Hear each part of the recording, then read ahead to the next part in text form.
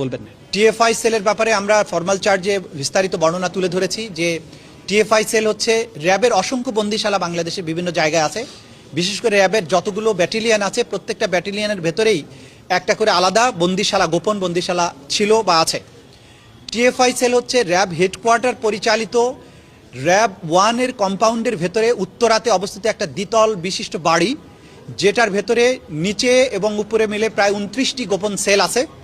তার মধ্যে এমন কক্ষ আছে যেগুলোর আয়তন হচ্ছে 3 ফিট বাই 3 ফিট, যেগুলো সিঁড়ির নিচে অবস্থিত, যেগুলোকে কবর সেল বলা হতো। এরপরে অন্যান্য সেল আছে সেগুলো 10 ফিট বাই 3 ফিট, এবং দুটো সেল ছিল যেগুলোকে ভিআইপি সেল ডাকা হতো। তার একটিতে ব্যারিস্টার মীর আহমদ বিন কাসেম আরমান, তিনি 8 বছর সময় ধরে ওখানে বন্দী ছিলেন, এবং সেখানে এই বন্দিশালায় দুটো ডেডিকেটেড টর্চার রুম ছিল যেগুলো সাউন্ড প্রুফ ছিল। সেখানে নানান ধরনের টর্চার ম্যাটেরিয়াল দিয়ে সাজানো ছিল। সেখানে ছিল বৈদ্যুতিক ঘূর্ণায়মান চেয়ার, যেখানে আসামিকে বসিয়ে হাত পা বেঁধে বৈদ্যুতিক চেয়ারটাকে দ্রুত বেগে ঘোরানো হতো এবং তার ফলে বমি করে ফেলতো বা তার মগজের মধ্যে এমন কিছু প্রতিক্রিয়া হতো এরপরে আর কখনো সে সুস্থ স্বাভাবিক আচরণ করতো না। সেখানে ছিল স্টিলের মইয়ের মতো বেড সদৃশ এক ধরনের যন্ত্র, যেটার সাথে হাত পা বেঁধে ঘড়ির কাঁটার উল্টা দিকে যেভাবে ঘোরানো হয় সেরকম করে ঘোরানোর ব্যবস্থা ছিল। সেখানে চাবুক ছিল, যৌনাঙ্গে ইলেকট্রোকিউট করার মতো যন্ত্রপাতি ছিল, ওয়াটার বোর্ডিংয়ের ব্যবস্থা ছিল। দেয়ালে বিভৎস ছবি টানানো থাকতো, অর্থাৎ বন্দীদের অনেকের হাত পা কেটে সেগুলোকে ছবি তুলে সেই ছবিগুলো দেয়ালে টানানো থাকতো। একটা ছবি ছিল এরকম যে সেই একজন আসামির 2 চোখ উপড়িয়ে ফেলা হয়েছে, মুখের গালের মাংসগুলো খাবলে তুলে ফেলা হয়েছে, পেট কেটে ভুঁড়িগুলো বের করে ফেলা হয়েছে, এমন বিভৎস ছবি দেয়ালে টানিয়ে রাখা হতো।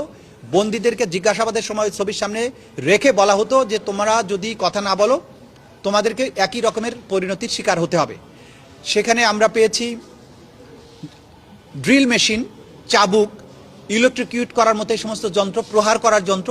এই যে বিভৎস নারকীয় একটা ব্যবস্থা ছিল টিএফআই সেলে, সেই বর্ণনা আমাদের ফর্মাল চার্জে আমরা তুলে এনেছি। এবং সব কিছু দিয়ে এই আসামিদের বিরুদ্ধে যে একটা সুনির্দিষ্ট টাইম ফ্রেমের মধ্যে শুধুমাত্র 14 জন বন্দীকে তারা বিভিন্ন সময়ে এখানে আটক রেখেছিলেন, যারা জীবিত অবস্থায় ফেরত এসেছেন তাদের ব্যাপারেই আমরা আজকে অভিযোগ এনেছি।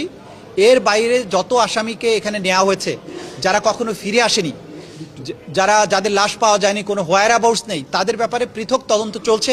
এই ব্যাপারে রিপোর্ট আসলে সেই ব্যাপারে আলাদাভাবে তদন্ত রিপোর্ট দাখিল করা হবে। এই 10 জন যারা আসছেন, মানে 11 জন সেনা কর্মকর্তা, তাদের সম্পৃক্ততার ব্যাপারে আপনি বলছিলেন যে কিভাবে ওইটাকে বলছিলেন। আরেকটা হচ্ছে আপনি 4টি যে চার্জের কথা বলেছেন, সেখানে 4টা চার্জই দেখছি যে শেখ আরমান, ব্যারিস্টার আরমান, ওনার নামটা আছে আর কি।